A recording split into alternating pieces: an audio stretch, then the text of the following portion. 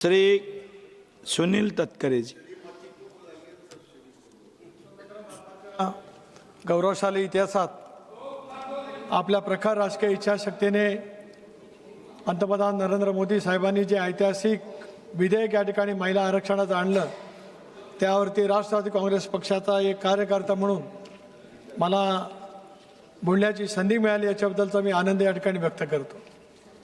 धर्म, जात, सामाजिक समतेचा आयुष्यभर विचार करणारे विकास पुरुष अजितदादा आज हयात असते तर त्यांनी या विधेयकाचं अतिशय अंतःकरणापासून त्या ठिकाणी स्वागत केलं असतं। शिवशाहू फुले आंबेडकरांचा महाराष्ट्राच्या पुरोगामी विचाराला बळकटी देणारा निर्णय मोदी साहेबांच्या नेतृत्वाखालच्या सरकारने या ठिकाणी घेतलेला आहे।